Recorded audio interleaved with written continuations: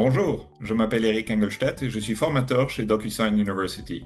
Bienvenue dans ce tutoriel durant lequel je vous présenterai la fonctionnalité de mise à jour massive des utilisateurs DocuSign eSignature. Cet outil permet aux administrateurs de mettre à jour efficacement jusqu'à 2000 utilisateurs simultanément, ce qui représente un gain de temps considérable et une réduction des interventions manuelles. Cette fonctionnalité est particulièrement utile pour mettre à jour les rôles, les profils d'autorisation ou les informations des utilisateurs au sein de votre organisation. Voyons comment procéder. Afin d'effectuer une mise à jour massive, vous aurez besoin d'un modèle CSV contenant les utilisateurs à mettre à jour.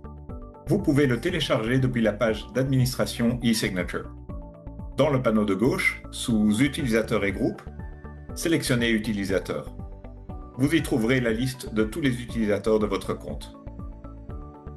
Utilisez les filtres pour sélectionner les utilisateurs dont vous souhaitez mettre à jour les informations. Par exemple, sélectionnez uniquement les utilisateurs actifs ou affinez votre recherche par groupe ou par autorisation. Si vous souhaitez télécharger les informations de tous les utilisateurs, assurez-vous de sélectionner le groupe Tous. Une fois les filtres appliqués, cliquez sur Télécharger les utilisateurs. Vous pouvez ensuite choisir d'inclure ou non toutes les autorisations utilisateurs en cochant la case. Dans la plupart des cas, ce ne sera pas nécessaire, sauf si vous souhaitez effectuer des mises à jour très précises. Je ne cocherai donc pas la case et je clique sur Télécharger. Le modèle CSV contenant les utilisateurs s'ouvrira immédiatement. Si certaines colonnes ne nécessitent pas de mise à jour des données, vous pouvez les supprimer. Toutefois, le fichier CSV doit contenir au minimum les colonnes User Email, eSign Permission Profile et API Username. Dans ce compte, de nombreux utilisateurs ne peuvent actuellement pas envoyer d'enveloppe car le profil d'autorisation initial était celui de Viewer.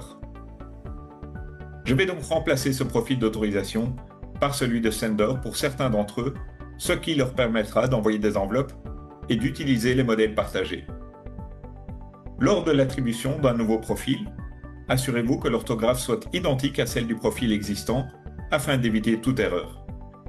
Il est recommandé de copier le profil souhaité et de le coller dans la colonne eSign Permission Profile des utilisateurs concernés.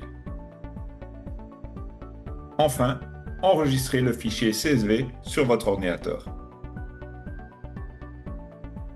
Cliquez ensuite sur Mise à jour massive et chargez le fichier CSV que vous venez d'enregistrer.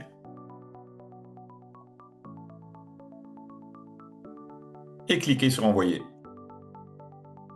Confirmez pour continuer ou cliquez sur Retour si vous souhaitez apporter d'autres modifications.